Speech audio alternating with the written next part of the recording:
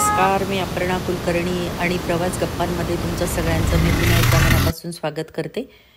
कन्याकुमारीहून आम्ही त्रिवेंद्रम करता रवाना झालो, पण त्रिवेंद्रममध्ये फक्त आमचा मुक्काम होता. दुपारी आम्ही 4 वाजता पोहोचलो आणि लगेचच पद्मनाभ स्वामींच्या मंदिरात गेलो.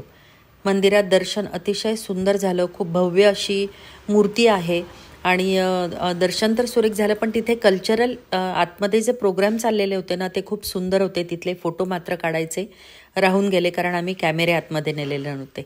पद्मनाभ स्वामींच्या मंदिरामध्ये तुम्हाला साडी नेसून किंवा लुंगी नेसूनच कंपल्सरी जायला लागतं.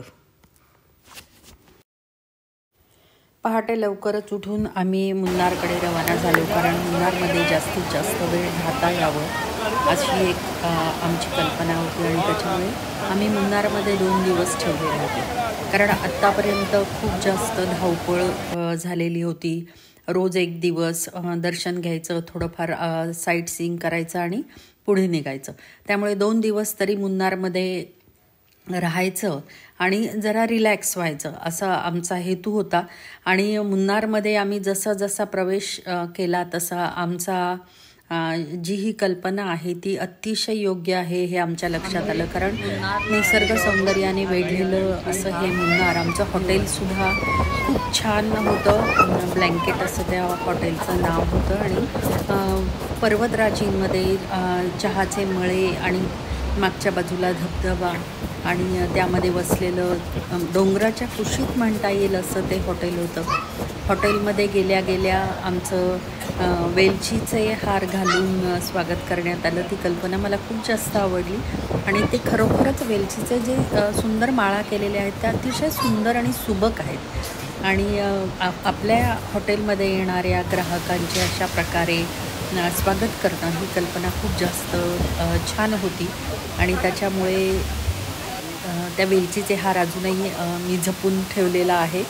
आणि मुन्नारमध्ये हॉटेल तर अप्रतिम होतंच, पण हॉटेलच्या आजूबाजूचा परिसर जो आहे तो खरोखरच एक आपण ज्याला म्हणतो ना रिलॅक्सिंग, सुदिंग अशा प्रकारचा तो अनुभव होता.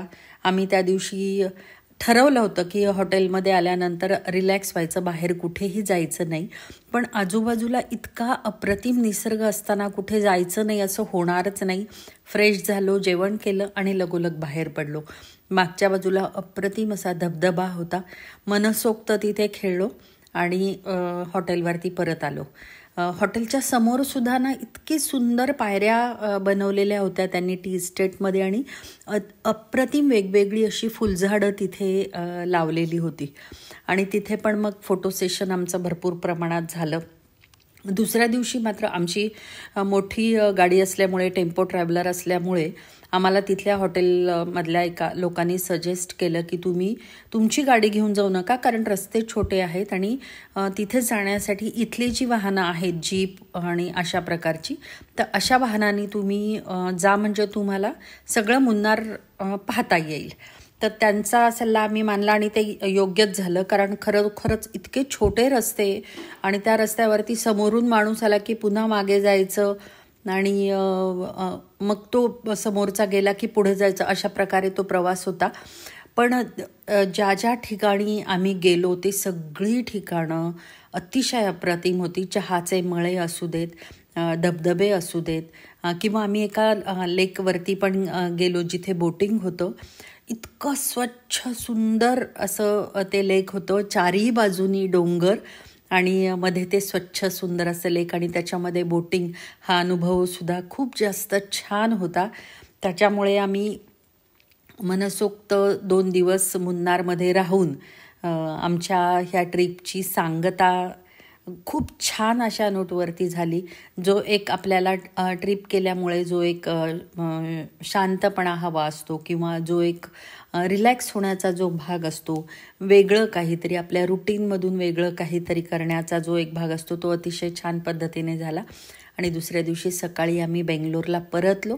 बेंगलोरवरून पुन्हा 2 दिवस तिथे बहिणीकडचा पाहुणचार स्वीकारून त्याच्यानंतर आम्ही पुन्हा इंदोरमध्ये परत आलो. अशा पद्धतीने ही साऊथ इंडियाची अतिशय अप्रतिम अशी आमची ट्रिप झाली. ह्या ट्रिपबद्दल तुमच्याशी मी सगळ्यांशी गप्पा मारल्या. इथून पुढे सुद्धा मी जिथे जिथे ट्रिपला जाईन त्याबद्दल तुमच्याशी गप्पा मारणार आहे.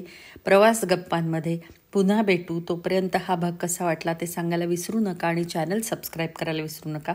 धन्यवाद.